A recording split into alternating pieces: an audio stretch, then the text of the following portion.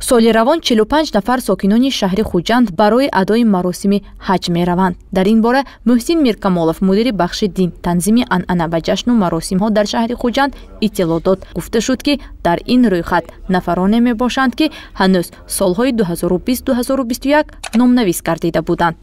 Маъракаи мавсими ҳаҷ 2022 тибқи ҷаласаи ситоди ҷумҳуриявӣ оид мавсими ҳаҷ 2022 ки дар назди бовуни сарвазири мамлакат баргузор моҳи майи соли ром баргузор гардид ва тибқи талаботи давлати шоҳигаи Арабистони Саудӣ имсол мана ба ҳамагон маълум аст, ки яъне мавсими ҳаҷи 2022-ро иҷоза, лекин бо теъдоди кам, яъне бо назар дошта оне ки дар давлатҳои хориҷӣ ҳоло ҳам вуҷуд дорад, яъне бемории зидди коронавирус COVID-19. Бинобар ҳамин ба ҳами тамоми давлатҳо, яъне то 50% муқаррар шудагӣ солҳои қаблие ки бедодан муқаррар шудагӣ, яъне дар ҷумҳурии мо ҳам низ бо назар дошти ҳамин аз ҷониби кумитаи дин танзимана ҷашни маросим назди ҳукумати ҷумҳурии Тоҷикистон ба ҳамин шаҳрноҳиҳо 50% деки қаблан рӯйхатҳое ки 2020 ташкил шуда буд барои сафарбар, лекин аз сабаби бемории COVID-19 яъне соли 2020-2021 равона карда нашуд, аз рӯи ҳам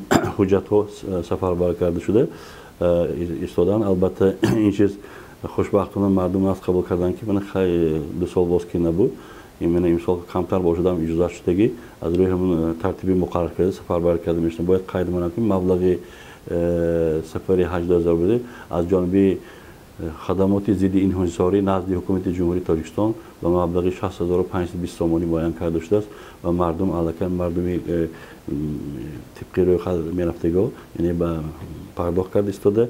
дар назар аст, ки рӯзҳои наздик ҳафтаи наздик аниқтараш рӯзи сафар муайян карда мешавад ва он сафарбар карда мешавад.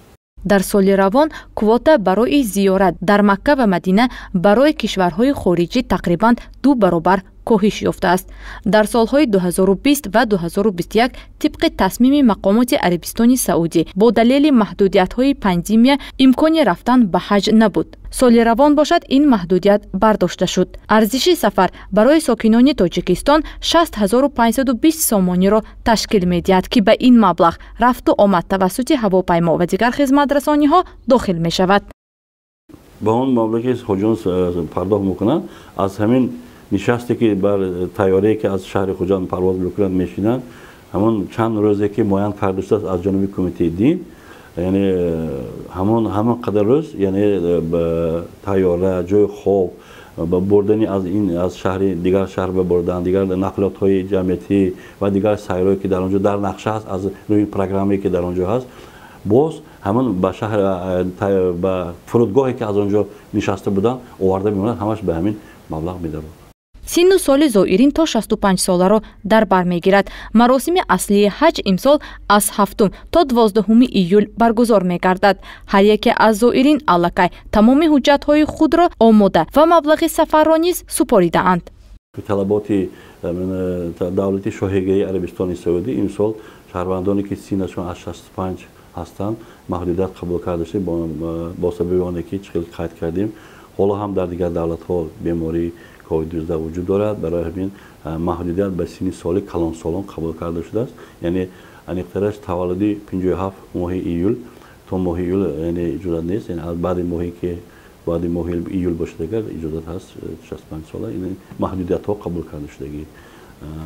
бо назар дошта баъди он ки он яъне беморӣ дошта бошанд сафар мекардагиҳо, яъне сертификати COVID-19. албатта мо шумо бохарасти дар давоми ин 2 сол мо қариб ки оморҳои расмӣ 80-90% ҷумҳурии аҳолии Тоҷикистон аллакай ҳама ваксина карда сертификатҳоро дар даст доранд ва ин ҳам хушбахтона аст, ки имрӯз ман худо шукр, ки дар Тоҷикистони мо имрӯз аз сари солбоз мана ягон хел бемории COVID-19 нест.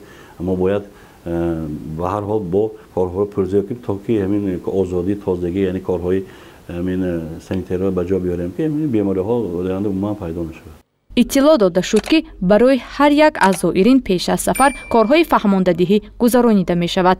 аз ҷумла риояи талаботи Қонуни Ҷумҳурии Тоҷикистон дар бораи танзими анъана ва ҷашну маросимҳо ҳатмӣ мебошад. гузориши Уғлои Раҷаб ва Баҳром Ваҳобов барои барномаи иттилоотии имрӯз.